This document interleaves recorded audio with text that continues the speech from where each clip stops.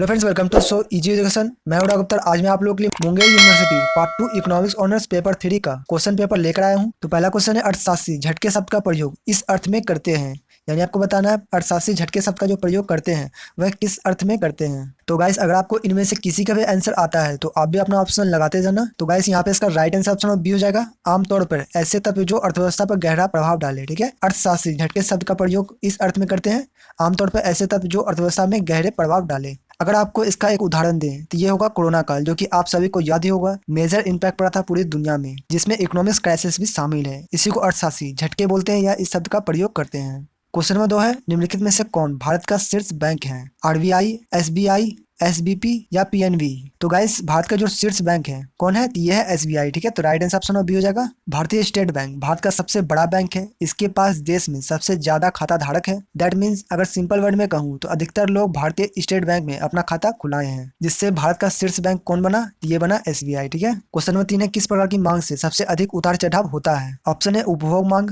निवेश हेतु निजी मांग, समग्र मांग या निवेश वस्तु हेतु फर्मों की मांग। तो फ्रेंड्स, यहाँ पे इसका right answer option number D हो जाएगा, निवेश वस्तु हेतु फर्मों की मांग। किस प्रकार की मांग से अधिक उतार चढ़ाव होता है? तो ये होता है निवेश वस्तु हेतु फर्मों की मांग से। देखो क्या होता है कि जब मार्केट में कुछ नया प्रोडक्ट आता है जो कि लोगों की हेल्प कर सके, या पुराना प्रोडक्ट जो पहले से एग्जिस्ट करती हो, अचानक से उसकी मांग बढ़ जाती है, तो क्या होता है उसका प्राइस ऊपर तुरंत जंप कर जाती है। इसी प्रकार मांग में गिरावट होने पे प्राइस में भी गिरावट देखने को मिलता है। इसका एक उदाहरण दूं तो कह सकते हैं कि कोविड वैक्सीन, जो कंपनी दिवालिया होने वाली थी, वह अब अरबपति बन गया। वहीं दूसरी तरफ लॉकडाउन के कारण गाड़ियां, फैक्ट्री का मूवमेंट काफी हद तक कम हो गया था, जिसके कारण पेट्रोल और डीजल की मांग में मैसिव गिरावट देखने को मिला। अगला देखते हैं, एपीएस इक्वल टू 0 होने पर एपीसी क्या होगा? यानी आपको बताना है एपीएस इक्वल टू 0 होने पर एपीसी का वैल्यू क्या होगा? इकाई, शून्य, 2 या अनंत। एपीएस इक्वल टू 0 होने पर एपीसी क्या होगा? तो ये होगा इकाई। ठीक है, यानी 1 होगा। तो right answer option number A हो जाएगा। अगला क्वेश्चन है, गुणक का मान है, तो गुणक का मान क्या होता है? तो ये होता है 1/एमपीएस। ठीक है, तो right answer option number B हो जाएगा 1/एमपीएस। क्वेश्चन नंबर 6 है, काफी इंपॉर्टेंट क्वेश्चन है, देश की औसत आय कहलाती है। देखो ये क्वेश्चन काफी बार रिपीट हो चुका है। ठीक है, तो इसे आप ध्यान रखना, देश की जो औसत आय कहलाती है वह क्या कहलाती है? ऑप्शन है प्रति व्यक्ति आय, खर्च योग आय, मुद्रास्फीति दर या वास्तविक राष्ट्रीय आय। तो एक देश की औसत आय कहलाती है, ये कहलाती है प्रति व्यक्ति आय। ठीक है, तो right answer option number A हो जाएगा। देखो, औसत आय किसी भी देश की प्रति व्यक्ति आय या प्रति व्यक्ति राष्ट्रीय आय होती है। औसत आय की गणना करने के लिए देश की कुल जनसंख्या को देश के कुल राष्ट्रीय आय से भाग दिया जाता है। जो अनुपात प्राप्त होता है वो प्रति व्यक्ति आय कहलाती है, जिसे औसत आय कहा जाता है। क्वेश्चन नंबर 7 है, निम्नलिखित में से कौन भारत का वित्तीय वर्ष माना जाता है? यानी आपको बताना है निम्नलिखित में से कौन है जो भारत का वित्तीय वर्ष माना जाता है। ये भी काफी इंपॉर्टेंट क्वेश्चन है, क्योंकि ये भी क्वेश्चन रिपीट होता है। ठीक है, तो इसे भी आप ध्यान रखना। ऑप्शन है 1 अप्रैल से 31 मार्च, 1 जनवरी से 31 दिसंबर, 1 मार्च से 30 अप्रैल या 16 मार्च से 15 मार्च। तो भारत में जो वित्तीय वर्ष माना जाता है वह माना जाता है 1 अप्रैल से 31 मार्च तक। ठीक है, तो राइट आंसर ऑप्शन में ए हो जाएगा। तो याद रखेंगे 1 अप्रैल से 31 मार्च। ठीक है, अगला क्वेश्चन देखते हैं। क्वेश्चन नंबर 8 है, यदि हम रिक्त स्थानों को एक अक्षर से भरे तो हमें मुद्रा परिणाम सिद्धांत की समीकरण प्राप्त होगा। P Y equal to M. तो right answer option number C हो जाएगा भी। ठीक है, P Y equal to M भी। क्वेश्चन नंबर 9 है, निम्नलिखित में से कौन सा वर्ग मुद्रास्फीति से ऋणात्मक रूप से प्रभावित नहीं होगा? ऑप्शन है उपभोक्ता वर्ग, देनदार वर्ग, पेंशन भोगी या व्यापार वर्ग। तो गाइस, यहाँ पे इसका राइट आंसर ऑप्शन डी हो जाएगा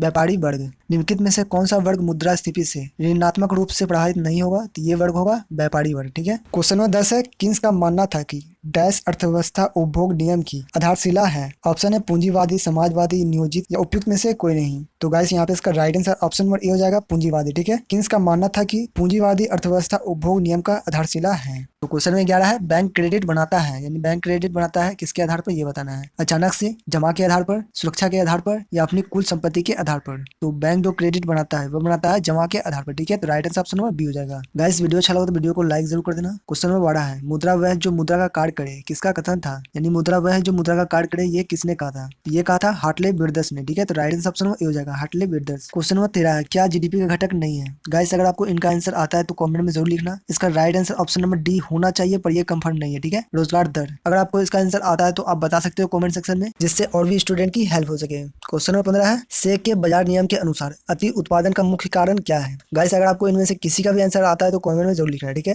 तो सेब के बाजार के नियम के अनुसार अति उत्पादन का कारण क्या है? तो ये है बेरोजगारी। ठीक है, तो right answer option number A हो जाएगा।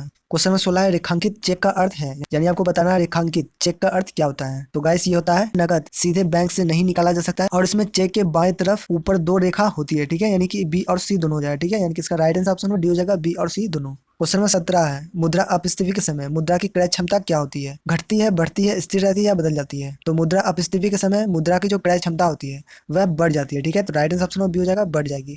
क्वेश्चन नंबर 18, मांग जनित मुद्रास्फीति पैदा होती है, यानी आपको बताना मांग जनित मुद्रास्फीति पैदा कैसे होती है। ऑप्शन है लागत में वृद्धि से, ब्याज दर में कमी से, सरकारी व्ययों में कमी से या मुद्रास्फीति के अधिक्य से। तो गाइस ये होती है ब्याज दर में कमी से। ठीक है, तो राइट आंसर ऑप्शन में बी हो जाएगा, ब्याज दर में कमी से। गाइस वीडियो अच्छा लगा तो वीडियो को लाइक कर देना, चैनल को सब्सक्राइब कर देना, क्योंकि इसका नेक्स्ट पार्ट इसी चैनल पे आने वाला है। क्वेश्चन नंबर 19 है, बचत व निवेश में समानता वो क्लासिकल सिद्धांत में किसके द्वारा लाया गया है? ऑप्शन है ब्याज दर द्वारा, आय दर द्वारा, उपभोग द्वारा या गुणक द्वारा। तो गाइस यहाँ पे इसका राइट आंसर ऑप्शन ये हो जाएगा ब्याज दर द्वारा। ठीक है, बचत व निवेश में समानता क्लासिकल सिद्धांत में किसके द्वारा लाया गया है? ये है ब्याज दर द्वारा। ठीक है, क्वेश्चन नंबर 20 है, काफी इंपॉर्टेंट क्वेश्चन है क्योंकि इस तरह क्वेश्चन एग्जाम में आता है। ठीक है, तो क्वेश्चन है कौन सा सबसे बड़ा संग्राम है, यानी कौन सा सबसे बड़ा संग्राम है ये बताना है। ऑप्शन है एनएनपी, जीएनपी, डीपीआई या पीआई। तो गाइस यहाँ पे इसका right answer option number B हो जाएगा, जीएनपी। ठीक है, कौन सा सबसे बड़ा संग्राम है? ये है जीएनपी। तो गाइस आज के लिए इतना ही, उम्मीद है आपको वीडियो पसंद आया होगा। पसंद आया प्लीज वीडियो को लाइक कर देना।